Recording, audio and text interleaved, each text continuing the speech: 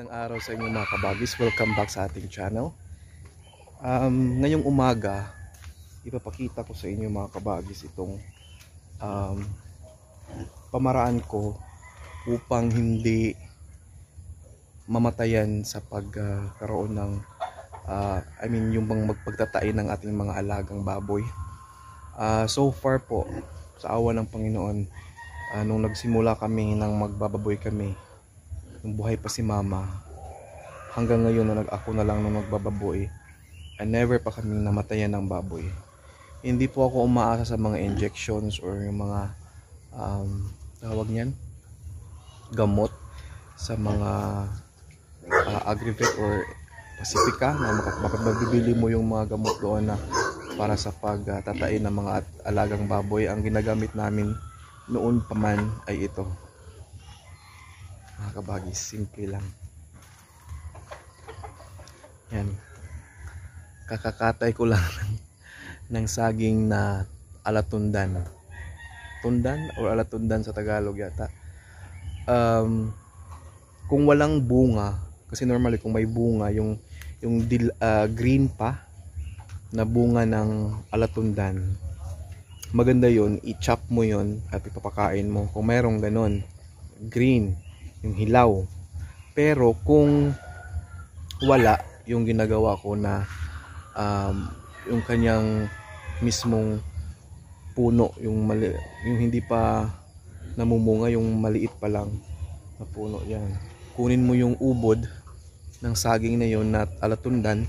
Wag yung saba, yung alatundan, kasi effective yun, kasi mapakla. So once mapakla yung makain ng baboy, automatic yan na kahit gaano kagrabe yung pagtatain nila, kung makakain yan sila ng ganyan na ubod ng alatundan or bunga ng alatundan na dilaw o green, mawawala at malunasan yung kanilang pagtatae.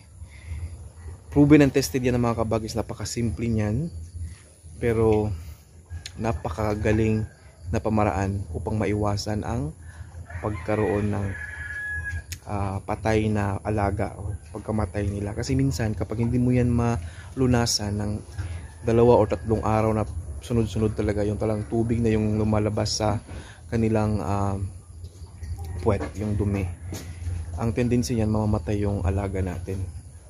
So far wala pa akong ganun na experience na namatayan. However, may experience akong maraming beses na yung sa pagkakuha ng biik sa binilhan mo, may mga cases na kasi mahaba yung biyahe, tendency pagdating ng mga biik sa kulungan ninyo is magtataiyan. Kapag hindi malunasan agad-agad yan, talagang lahat maghawaan na, tapos may tendency na namamatayan ka. So pagkatingin mo na marami ang apektado nagtatae sa biyahe, bigyan mo kaagad yung ubod ng saging. Yun muna yung ipapakain, huwag mo ng feeds, para ma-stop yung kanyang pagtatae at kinaumagahan po ay mawawala na yon. So yun yung strategy at technique natin upang maiwasan ang pagkaroon ng pagkamatay ng ating mga alagang baboy. So ito pala mga kabagis, isa rin sa gusto kong ipapakita sa inyo ngayong umaga is ito. Yan, tapos na yung, di ba sabi ko noon nung unang upload ko na itong flooring na ito i-repair namin kasi nasisira. Yan, okay na siya, tapos na. So I hope hindi na yan masisira ng mga next na piik na mailagay dyan ngayong Saturday. So yun, bibili tayo ng bagong biik para dyan mga kabagis. Bali 15 na biik, 10 dito, siguro 11 dito, tapos 4 dito. Yan, itong isang kulungan na maliit. So mga kabagis, yung suggestion ni George Clooney, shout out sa iyo kabagis na George Clooney, na itong pangalawang lalagyan ng tubig natin, instead na dito sa gilid ilagay, dito ko na inalagay. which is magandang suggestion yun. Okay naman siya. Yan. So para yan dito sa isang kulungan. Thank you George Clooney sa suggestion mo, napakaganda. Kasi yung isa kong nagawa doon is dito ko nilagay, which is okay lang din.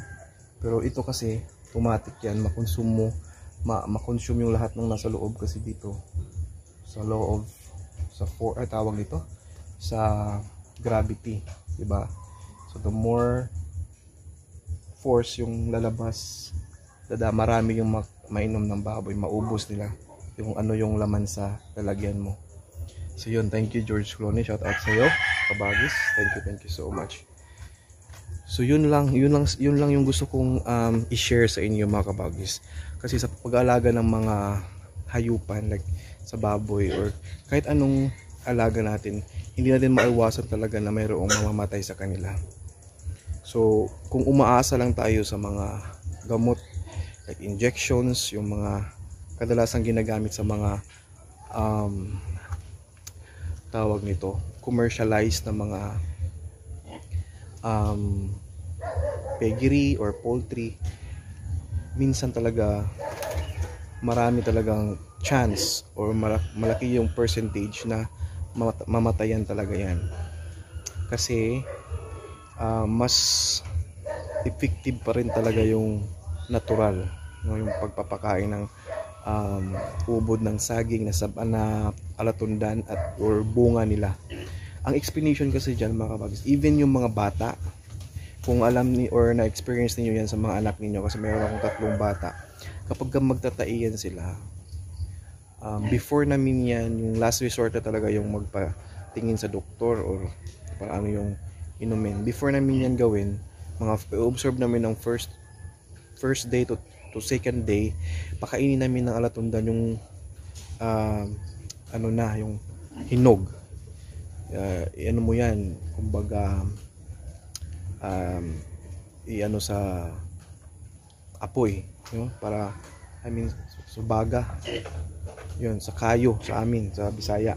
Kapag luto na yan or maitim na yung balatan mo, ipakain mo sa anak mo kapag nagtatay sila, after ilang oras na kung titigil yung pagtatay, effective talaga yung alatundan, which is applicable din sa mga hayop like sa baboy.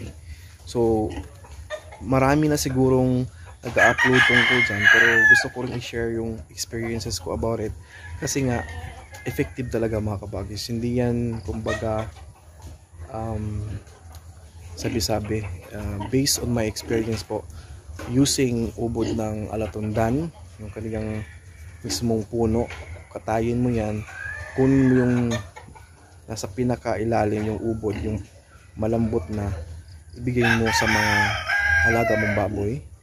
O kahit hindi ganun talaga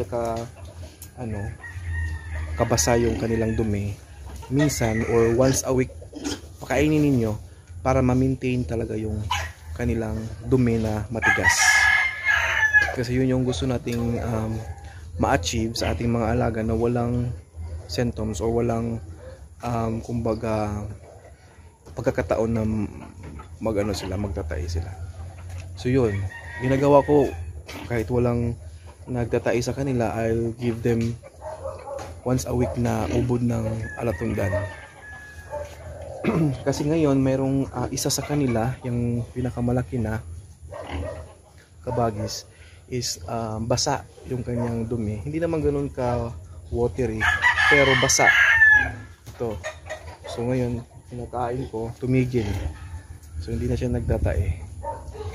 Yan. So I guess yun lang yung gusto kong i-share sa inyo mga kabagis. I hope na mayroon akong bahagi ngayong umaga. And I just want to say thank you so much sa mga palaging nanonood sa ating mga videos, sa mga bagong subscribers ko. Actually kaka-switch ko lang ng topic about farming, backyard farming, pagbababoy. Yan, yung mga content before hindi ganito, pero thankful pa rin ako sa mga nagsistay sa channel ko hanggang ngayon, nandyan pa rin na sumusuporta. Kahit na nagbago tayo ng content, At sa mga bagong subscribers ko, thank you so much. Plano ko mga kabagis, kapag ma-reach ko na yung at least man lang 8K subscribers, ngayon nasa 5 plus na tayo. Thank you so much. Pag ma-reach ko na yung 8K subscribers and above, gusto ko sanang ibalik yung pasasalamat sa inyo. I'll be doing a raffle. So ngayon sabihin ko ngayon habang maaga pa, every Sunday siguro, so 4 times a month magra-raffle tayo mga kabagis. Lahat ng mga magko-comment, anything na nagko-comment sa mga kahit anong videos or uploads ko na nagko-comment kayo, entry yun sa raffle na yun. So mag-announce tayo ng isang winner worth 500 pesos. Pwede yun sa GCash ay padala, pwede din gawing load sa inyo. So watch out for that mga kabagis ha. Pasasalamat natin yan, but magsisimula siguro yan pagka 8K above na yung ating mga subscribers. So hanggang ngayon, pasasalamat pa rin ako and thankful ako na andyan kayo na palaging sumusuporta sa ating channel. Alright? Alam nyo kung sino kayo, and thank you so much for that. Have a great day mga kabagis.